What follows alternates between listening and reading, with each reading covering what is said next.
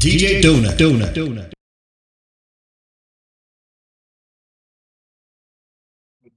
Okay, can you sing that song? For us? Okay. Sooner Yesu Gadonani. Sooner Yesu Teimakona. Sooner Yesu Nasaranani. Sooner Yesu Maitarki. Sooner Yesu Gadonani. Sooner Yesu Teimakona. Sooner Yesu Nasaranani. Sooner Yesu Maitarki. Sooner Yesu Maitarkine. Sooner Yesu Maitarki. Sooner Yesu Dadanji. Sooner Yesu Maitarki. Yunar Yesu Yazo da Nasaraya. Sooner Yesu Maitarki. Sooner Yesu Yazo da Warkaswaya. Sooner Yesu Maitarki. Wow. Hallelujah. I love that now. Substantial singing. I want you to go there.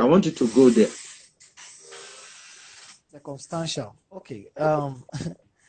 It's quite dicey. I mean, but because people get to do these things often, and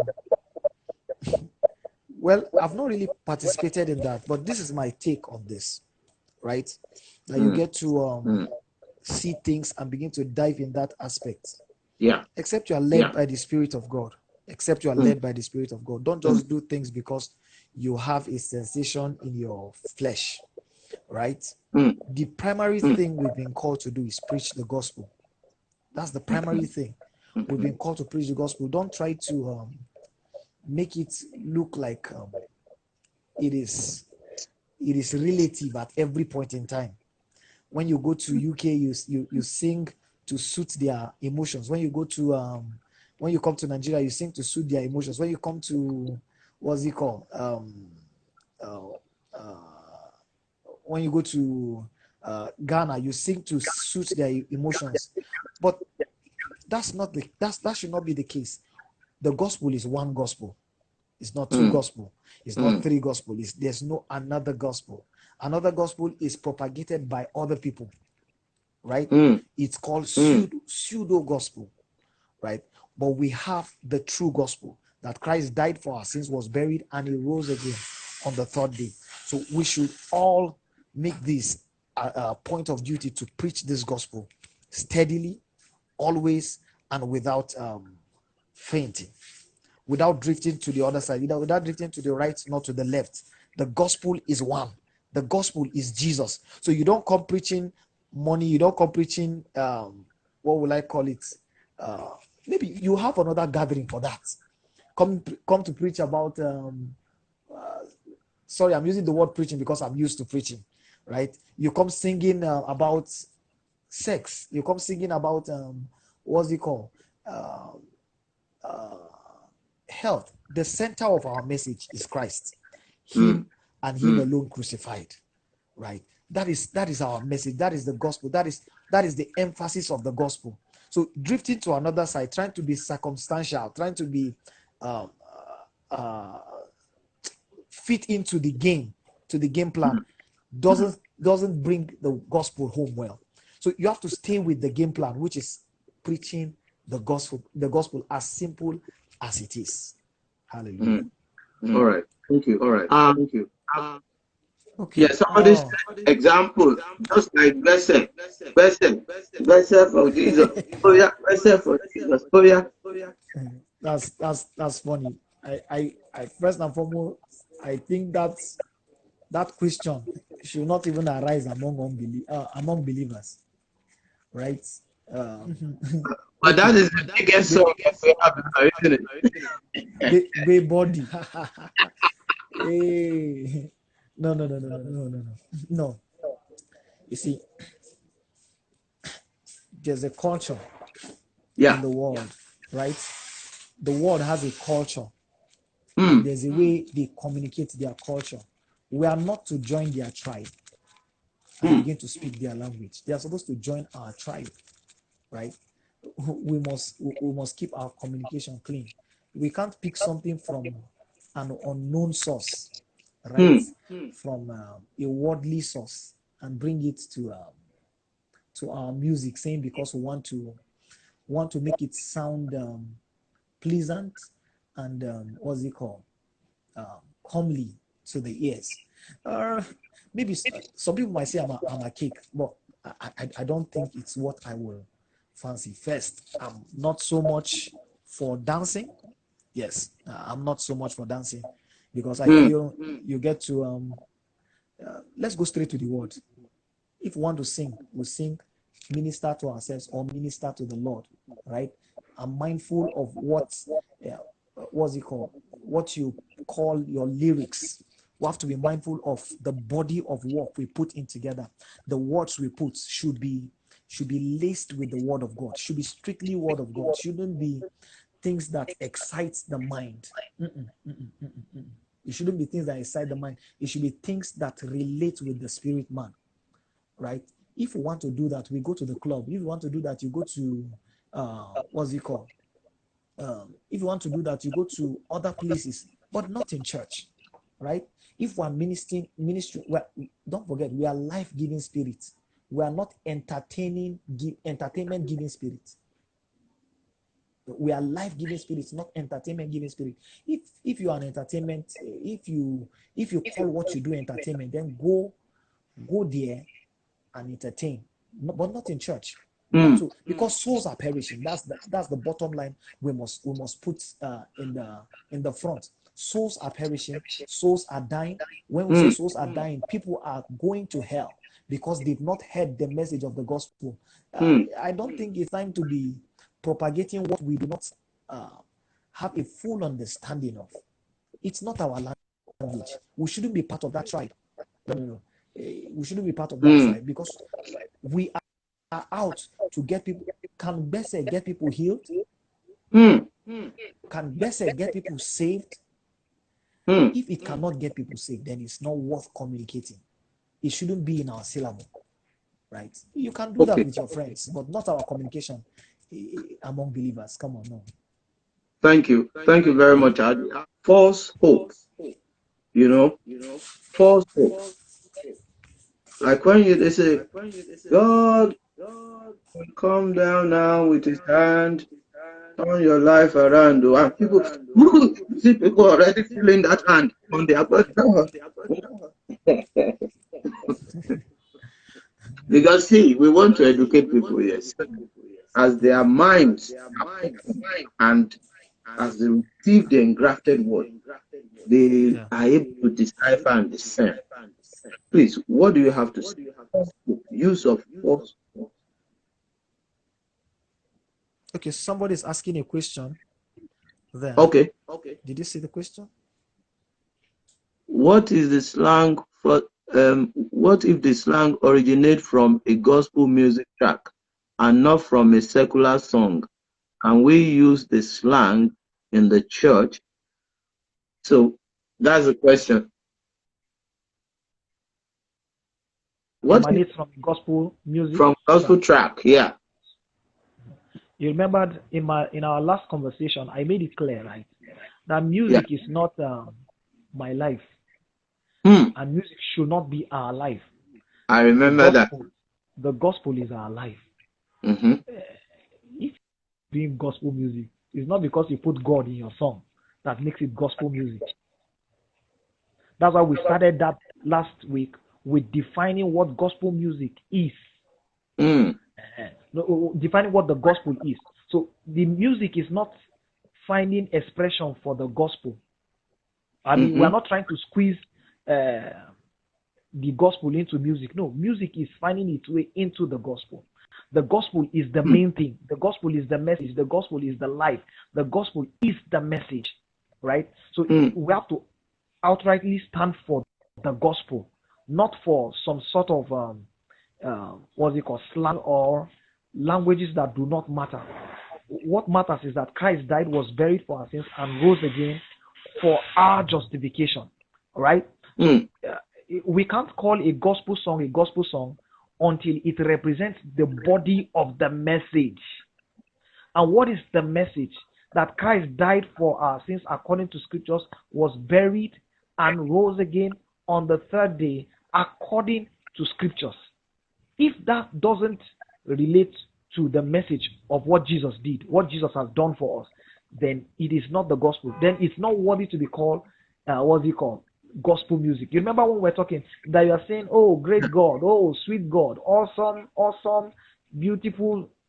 All those things are languages that you can use to describe any God. As a matter of fact, you are not spelling the God when you are singing.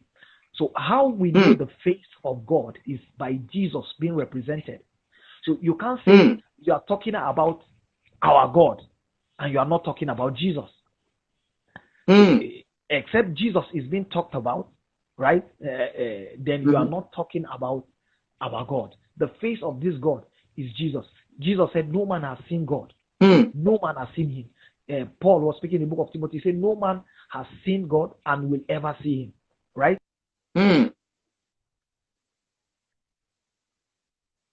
Expression of God in Colossians we have is a Jesus expression of this God. Is the fall is the express image of God.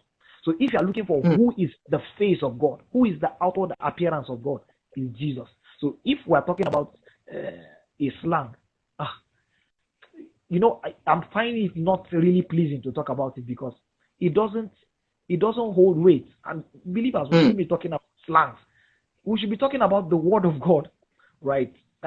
I won't put in my song what doesn't glorify God.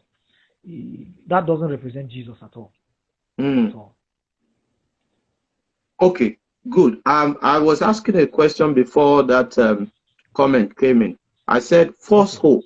False hope. You remember that question? False hope. Yeah. Okay. I was joining too. And who didn't get the question then? Okay, I was saying that we see a lot of songs presenting false hope to people. In other words, they present to them what Christ has done as though, yes, the song is going to make it happen, or the anointing is going to produce that thing, Okay. You understand it? Yes, I understand it. Now, yeah. The truth is, we have something that Jesus has done for us. And that's what we should look at. And that's what we should ride on. Anybody who is coming to you in any gathering, in any meeting, or in platform like this, and say, giving you false hope, there's nothing Jesus will do again. Christ has done all he needed to have done. All. That one sacrifice is a once and for all sacrifice, meeting every need, supplying every need that he said in Romans 8 verse 32, he that spared not his own son. Verse 31, if God be for us, who can be against us? Then verse 32, he that spared not his own son, but delivered him up for us all, how shall he not with him also freely give us all things? Why is he saying that? Because he has freely given us all things in Christ. Verse 2 Peter chapter 1 and verse 2 and 3. He said, grace and peace be multiplied to you through the knowledge of our Savior Jesus Christ. Then verse 3, he talked about, he said, according as his divine power has given unto us all that pertains to life and godliness. So we've been given all that pertains to life and godliness through the knowledge of him who has called us to glory and virtue. So what are we supposed to do now is to know what has been given to us. So I shouldn't come trying to proclaim unto you what is not, or trying to get your faith, trying to get your hope to rise. Hope to rise on what? Right? The only way our faith, our object of faith is Christ and his finished work, what he has done for us. He has done everything for us. Christ has finished his work on the cross. And right now he's at the presence of God, speaking on our behalf, interceding on our behalf.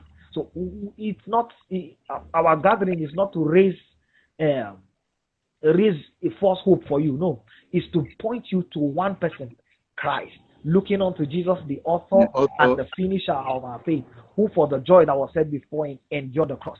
Amen. Yeah, thank you very much. Now, just to clarify that, or to buttress that further, for the purpose of people who are just joining us, this is a live online chat with DJ Dunack, and our guest today is Adi Eze. This is the conclusive part of the session we started last week or thereabouts. So, yeah, we established that there are some things that has been done, things that pertains to our salvation, deliverance. We are delivered. So if somebody say, God will deliver you, okay, now, and you are a believer, know that that is false, is just not on track. Okay. Now, forgiving. We also talked about tenses of the gospel. The tenses of gospel is in the past. You understand?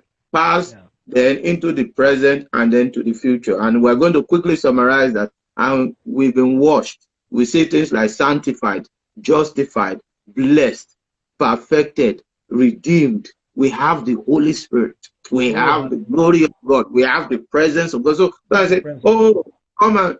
We welcome Minister, the powerful anointed man of God, who will bring the presence of God down, or who will take us to the... Have you been introduced by that? In fact, if you were introduced like that, how will you start? Thank you very much for pointing that. I mean, I will just look and laugh, because that is a sheer display of ignorance, right? We didn't come together to bring the presence of God. We all came with the presence of God. The building is not the presence of God. Jeez. We are the presence of God. He said, know ye not, in the book of 1 Corinthians chapter 3, he said, know ye not that your bodies are the temple of God. So we are the temple of God. We are not going to be the temple of God. We are going to be. We are the permanent residence of God. God has made his residence in our hearts. That's why I love this song by Hillsong. He said, you didn't want heaven without us. So Jesus, you brought heaven down. Where the heaven is not in a space, is a man. Is a man. Our sin was great, your love was greater. What can separate us now? Any man who comes and tell you, say you've been separated from God. No. And they say, bring me close to you, closer. Let me draw me closer nearer, to your heart, blessed to Lord. where you are, you close. These are all false hope, right? We should draw you to the knowledge, to the person of Christ. Draw you to the knowledge. To the knowledge, to the person of Christ. To the person of Christ. He is our life. He is our life. Okay. You know, I wrote a song. I don't know. One day I was just thinking about it, and it dropped to me that,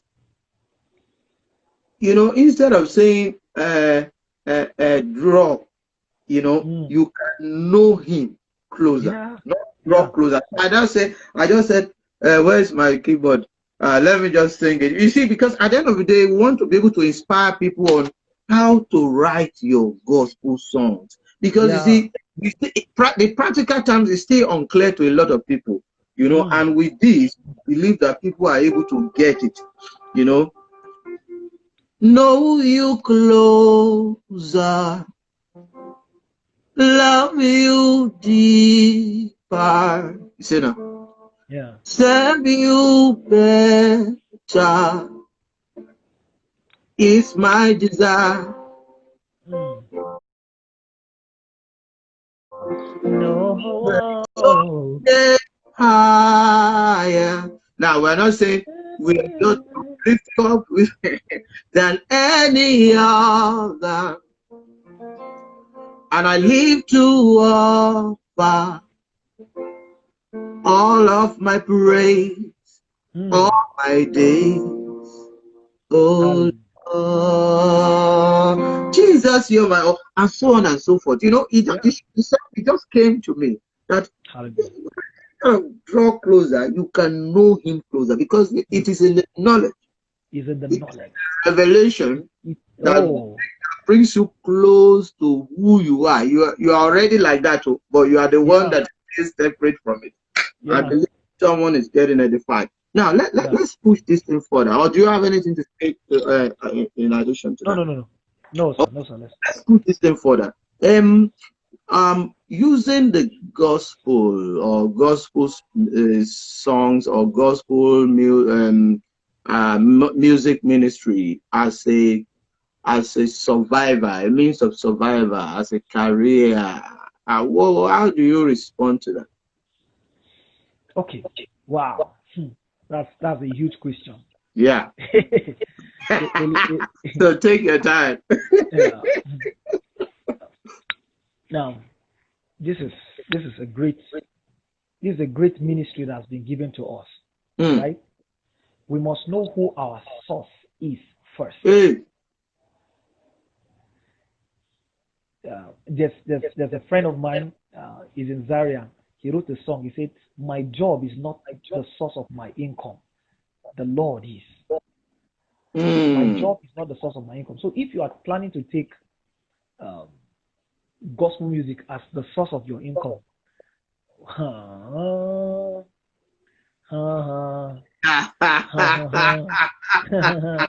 hey, you see, you must plan to be a missionary. That what you are pushing in the forefront is this gospel. Just like we said in the last time, that it's just like the man who is pushing drugs. Our benefit, our payment, right, is the souls that are saved, is the hearts that are healed. You know, this is what, by God's grace, I've received money in the course of my ministry in places, right? But before I even collect anything from anybody, one thing God keeps reminding me, say, "Adi, remember, I am your source. I am your source." Now, this keeps me going. Do you know why I'm putting it to you about myself? So that you know that, okay, this is another living example, right? Yeah. We have to take it from God's word and understand that God is our source. If you take your job or what you do as your source of income, then you are shifting your focus. You are no longer looking at Jesus, right? The book of Jeremiah chapter 17, verse 5 to verse 8, it said, it's a woe to him that put his trust in the arm of flesh. He said he will not see when good comes. He will not see when good comes. But him that put his trust in the Lord, right? He will see when good comes. Sometimes we shut the doors because of the things we put as our number one priority instead of putting God as our priority. The music is not a career. Gospel music is not a career, it's a ministry. Ministry is about souls. Career is about payment, achievement, attainment, right? So you get to receive awards for what you've done. That's right. Good career. You get to receive payment for what you've done. Good career. But you see, in ministry, you get to receive souls for what you've done. You get to receive people being healed for what you've done, the lame walking, the blind seeing, right? People that are in prison are set free, right? The captives are set loose. Why? Because you are in ministry. That is ministry. Ministry is serving the people. It's not draining the people. Ministry is serving the people. It's not sapping the people, right? We are there to serve the people. If you receive rewards for it, I mean, come on, there's no problem. You can get, people can honor you with money. People can honor you with their substance, right? I've received rewards. I've received what I call it, honors. People have given me honorariums, right? But this is not the source. That is not the source of our income. We don't live by that. The just shall live by faith, not by honorariums. We underline this because lest we go into music ministry, you have good song, good voice, and you come in, then you become disappointed, or you come in and miss the point. The point is not the money. The point is not. There are platforms to get money. When your song is your video is doing well on YouTube, right? You have enough subscribers, you will receive money for it. When you have so much buyers from iTunes, streamers from Spotify, and Boomplay, you're going to receive money for it. But you see, that is good, right?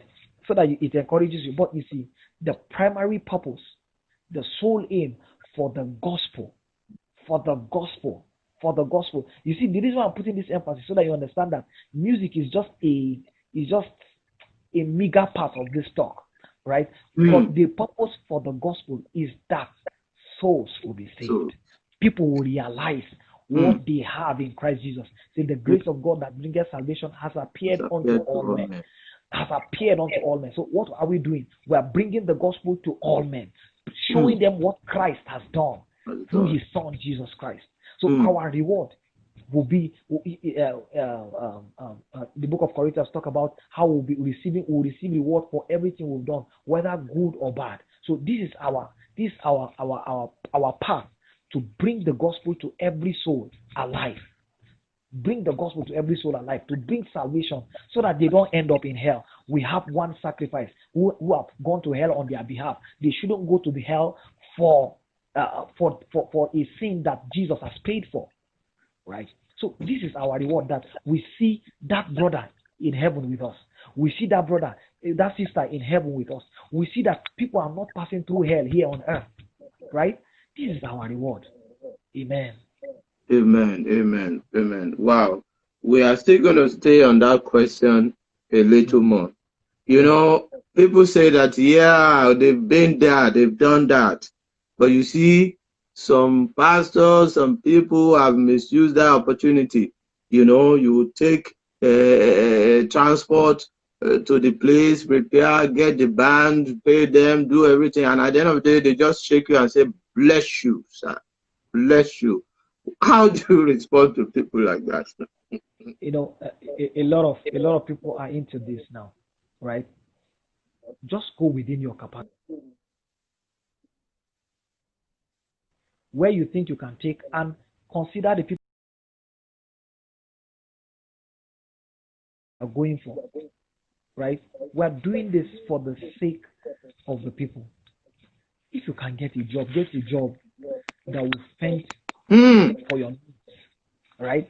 Instead of you sapping and draining the people. For how long will it continue? Now, the shocking thing is that this won't last long. It won't last forever.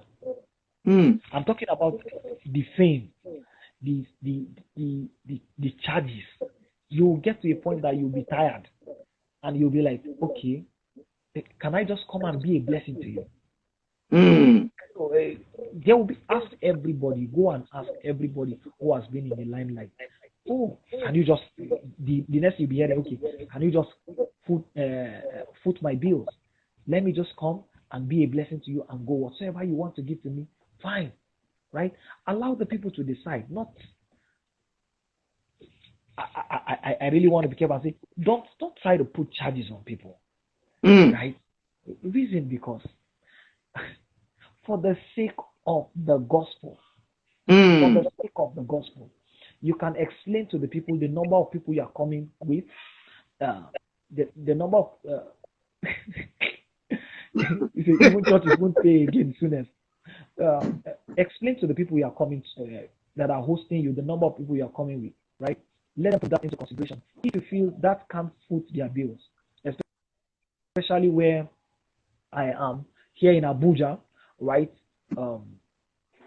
Getting instrumentalists to come. Instrumentalists, they will tell you their fee. If you're taking them to a program, you have to foot their bills the way they want it. So tell the people you are going for, make them understand how things are done, but don't try to sap people. No, don't try to make the gospel commercial. Don't try to commercialize the gospel, except you are doing commercial music. But if you are doing gospel music, then it should be brought to the people in a gospel way, not sapping the people, but serving the people. I think we should underline that word. Are we serving the people, or we are sapping the people? We should hold on to that. We should hold on to that. Are we sapping the people, or we are serving the people? You are a minister of the gospel. What does minister do? This minister to people. They serve people, not sap people. Not sap. Yeah, that is deep. I think a safer way,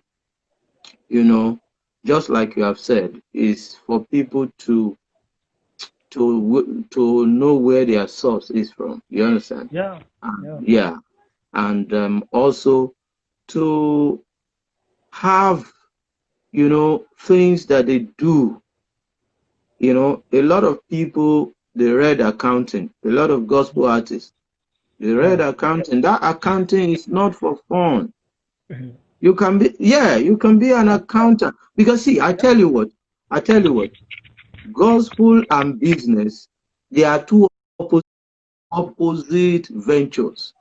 While business is looking for how to get what the people need and give to them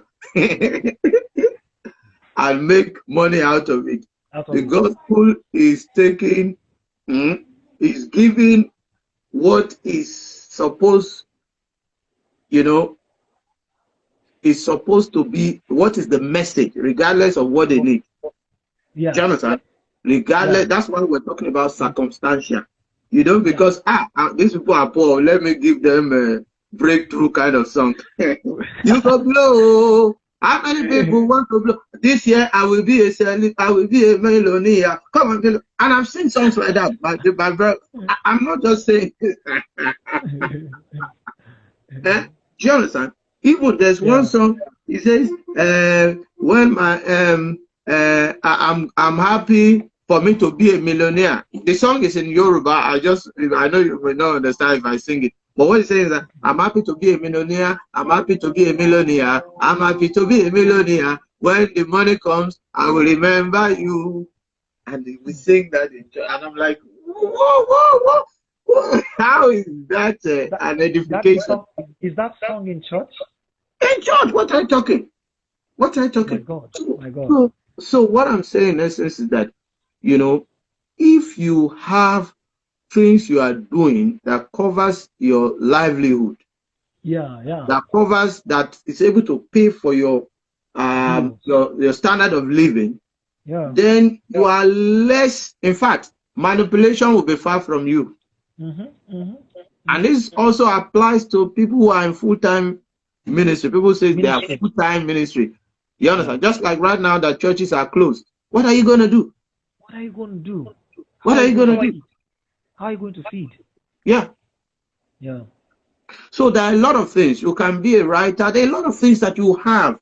It's just that we put our focus only on that, one side. We put our focus on one. No, we diversify. There's nothing wrong in being a minister and still being in business. Yeah. That can bring in good money, so that you will not be tempted to change the message at some point. Because my brother, if your rent is still unpaid, you will be tempted. You're like, let me tweak this thing to get this money to pay. All right. You will raise. And you see, the apostles are examples for us. Yeah. I don't think there is any one of the apostles that made money doing the gospel. If you know, you can tell me. You can tell me if you know. No, sir. You understand? Rather, they brought all they had. They spent, and they were spent. Amen. They spent their resources, spent their life in it. Yeah. In fact, they are alive, because they all even died in the course of it. Tired. they were martyred. Now the gospel wasn't. I used to say this, right? The gospel was not brought to us on a cheap cost. Though we have it free, right? But people's lives went for it. All the apostles we read were martyred. All of them. Crucified, stoned to death. John was put in a gallon of oil, but by the supernatural, he came out of it alive, right? The gospel wouldn't have reached us. It wouldn't have reached us if some people were only seeking for money from people. No, it wouldn't have reached us. In Bible history, there was a time that the Bible was to be extinguished. Yeah. It was to be taken away and never heard of again. But some people put their lives at stake to push this gospel. Yeah. I know we are not so many. There are some people that preach. They say they preach the gospel. But let me say that I've not seen too many people. Okay, but let me speak the mind of God. There are so many people that are preaching this gospel with us. Yeah. There are so many people that are preaching this gospel with us. Yeah. Standing for the truth. Telling people what Jesus has done. Yeah. Right? Sometimes I get surprised when I see the number of people that rise up and they say, wow, so you know this thing. Oh, you know the truth. Oh my God. But yeah. The truth is it has not flooded the whole earth. Yeah. That's why we know Jesus is not coming now. Right? Yeah. That's why we're not scared of anything that is happening. No. We are not. We are pushing this gospel to enhance the coming of Christ. Yeah. There are not people that are scared of the coming of Christ. The Bible speaking, you say we are not day of the night that we are not in the dark. We are children of the day. Yeah. We know the time. Yeah. We rejoice. Yeah. So we are not scared saying no, maybe Jesus will come like a thief in the night. No. We are not in the dark. We are in the light. It is people that are in the dark that will be scared. We are in the light. Right? So we are pushing this gospel to enhance the coming of Christ. Right? Until this gospel spreads around the earth. Right? Jesus will not come. So let's do well. Amen. It's a matter of urgency. That we are doing well to preach this gospel to every soul. I'm not so keen about letting people come out for altar call than I'm keen about helping them understand what Christ has done. Because we have people in church who are not really born again. Why did I say they are not really born again? Yeah. I'm not saying okay, this is the point. You came out for altar call when after hearing a message on prosperity or after hearing a message on hellfire. Circumstantial gospel. Yeah. You get to hear message about hellfire. Sorry to say, you are not born again. You still haven't heard the message that saves. What saves? Yeah. He said the word of God is nigh thee. First, that's Romans. I'm reading Romans chapter 10 now. Yeah. From verse 1, he said, "My prayer for Israel is that they be saved." For they go about establishing their own righteousness, not submitting themselves to the righteousness which is of God by faith. They establish, they do their own work, right? They placate their moral attitudes. Everybody thinking that is being born again, but that is not being born again. You see, for the word of faith which you preach is nigh thee, even in your heart and in your mouth. Say not in your heart, who shall ascend to the hill to bring down Christ, or who shall go down to the deep to bring him up from the dead. But the word of faith which you preach is nigh thee, even in your heart and in your mouth. You see, for with the heart man believes unto righteousness, with the mouth confession is made unto salvation. If you shall confess with your mouth the Lord Jesus and believe in your heart, right? If you believe in your heart that Christ was risen from the dead and confess with your mouth the Lordship of Jesus, he says, you shall be saved. So you have to, there has to be the message of the salvation. It is in that same Romans chapter 10 verse 17. He said, faith comes by hearing the word of Christ. The point is, except Christ is preached, nothing is to be listened to. So what message did you hear to get you saved?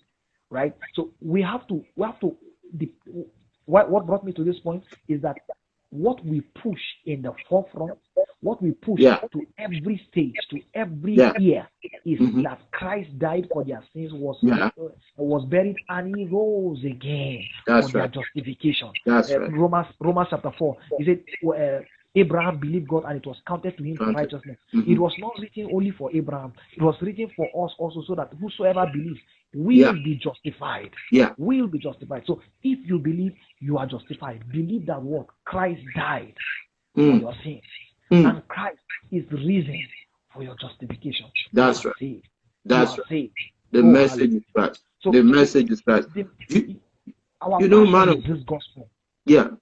You know, man of God, the things happening around us, just like you have rightly said, is not an indication of the world is coming to end and all this blah, blah, blah, blah. It's an indication that there is a lot more work to be done. To be done. We even need to intensify more. Yeah. In other words, you know, okay, think about thousands of people, sadly, that have died without hearing the gospel of Christ. Yeah. Due to the pandemic. Yeah. So it means we need to intensify. We need to go to all the nook and cranny, to China, to Australia, to everywhere. Preach this gospel as much as we can. As much as we can. Until then, there's no end. There's no end. There's no end.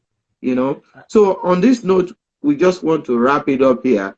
That look, it is in our hand.